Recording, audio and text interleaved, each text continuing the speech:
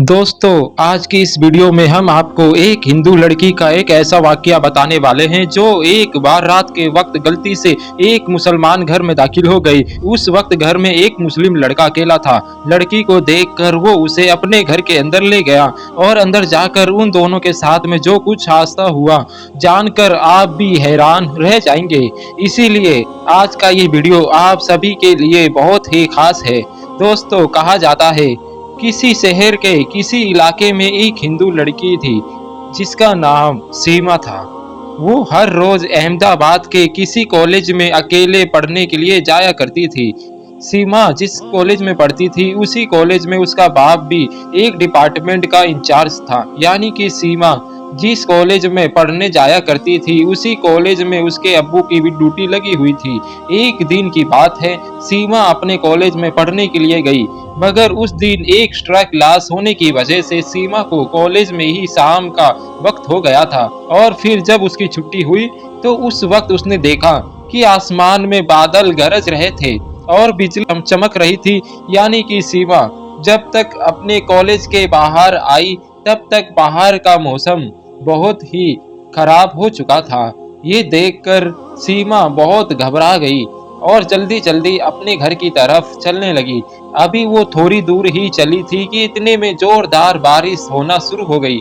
यानी कि बहुत तूफानी बारिश बरसने लगी।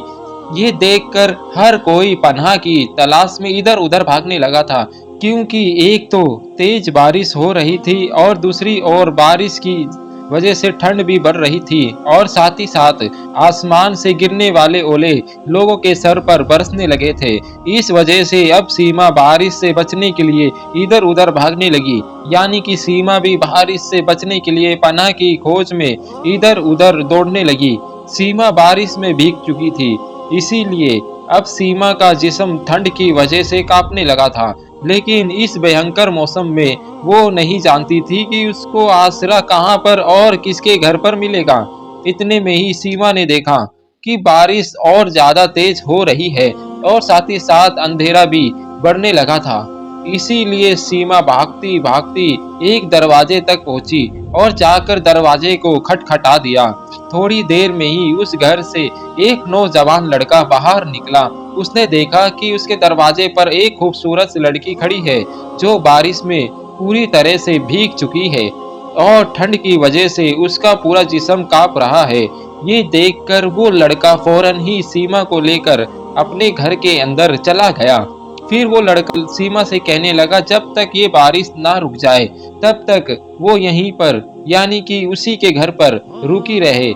इसके बाद लड़का और लड़की में आपस में बातें होने लगी। दोनों में बातचीत हुई तो पता चला कि वो लड़का भी उसी कॉलेज में ही पढ़ता है जिस कॉलेज में सीमा पढ़ रही है। उस लड़के का नाम आसिफ है और वो एक मुसलमान है और वो उस शहर में अकेला ही रहता है। यानी कि आसिफ दूसरे शहरों से था और वो यहाँ पर रहकर अपनी पढ़ाई को मुकम्मल कर रहा था। इसीलिए वो यहाँ पर एक किराए के मकान पर रह रहा था। उसके पास में यहाँ पर सिर्फ एक कमरा, बरांडा और बाथरूम ही था और वो उसका पूरा घर था। और थोड़ी देर के बाद बातचीत करने के बाद आसिफ ने सीमा को अपने कमरे में आराम करने को कहा। उसने देखा कि सीमा का जिस्म अभी भी ठंड की वजह से कांप रहा था।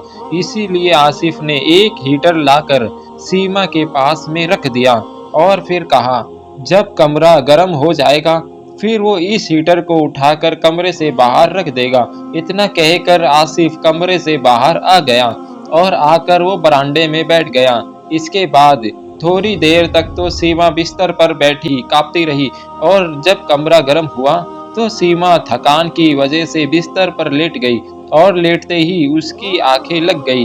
यानी कि वो वहीं पर सो गई, उसको नींद आ गई। थोड़ी देर के बाद आसिफ ने ये सोचा शायद कमरा गर्म हो चुका होगा, इसीलिए वो उस हीटर को उठाकर बाहर ले आएगा। बस यही सोचकर फिर आसिफ उस कमरे के अंदर चला गया जिसमें सीमा सो रही थी।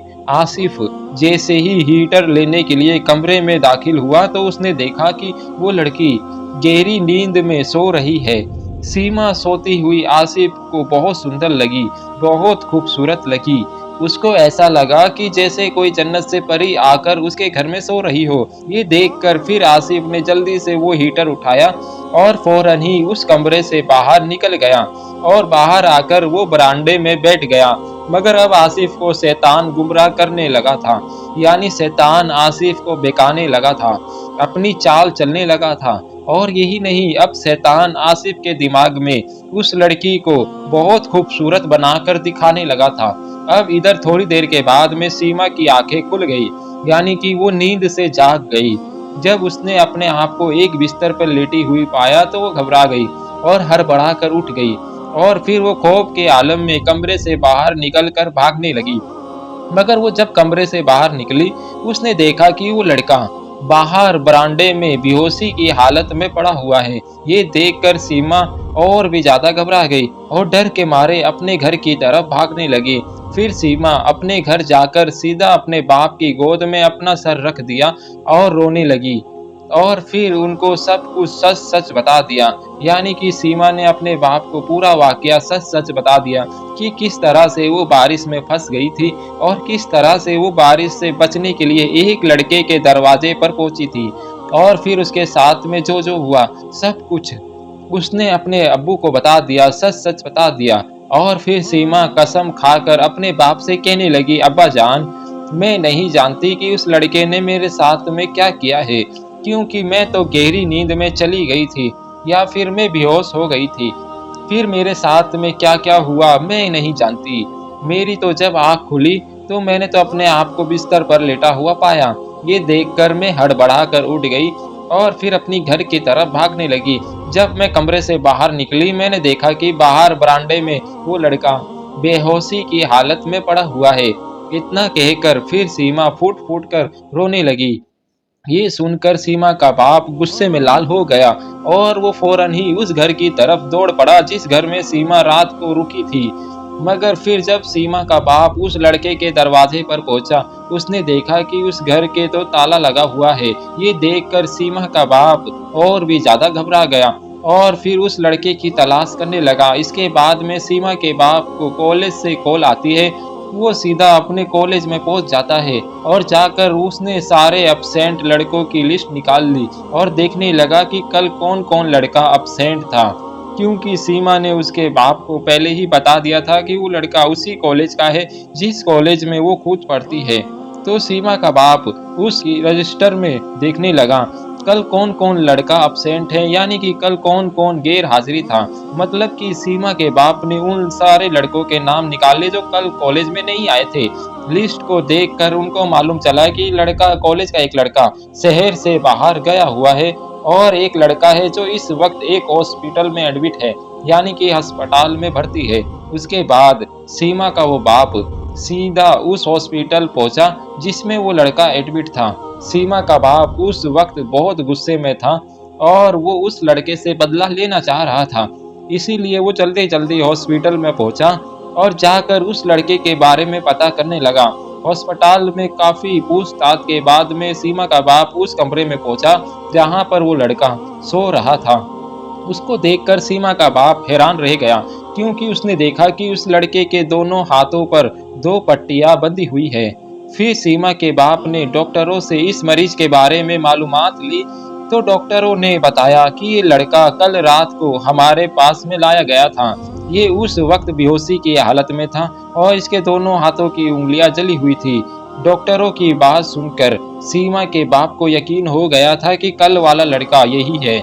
इसीलिए सीमा के बाप ने उस लड़के से पूछा, ए लड़के, तुम सच सच बताओ, कल तुमने मेरी बेटी के साथ में क्या किया था और तुम्हारी ये हालत कैसे हुई है। तो ये सुनकर आसिफ ने पहले तो कुछ भी नहीं बताया, मगर फिर जब वो बार बार उससे पूछने लगे तो आसिफ ने उन्हें बताया कि कल रात को बहुत तेज बारिश हो रही थी। उस भीगती हुई बारिश लड़की को अपने दरवाजे पर मैंने देखा तो वो लड़की तो बहुत खूबसूरत थी। वो उस बारिश में पूरी तरीके से भीग चुकी थी, इसीलिए वो आसरा लेने के लिए मेरे दरवाजे तक आई थी। मैंने देखा उस वक्त वो लड़की ठंड से कांप रही थी, इसीलिए मैंने फौरन ही उसको घर के अंदर ले जाकर अपने कमरे में बैठा दिया और यही नहीं, एक हीटर भी उसके पास में लाकर रख दिया।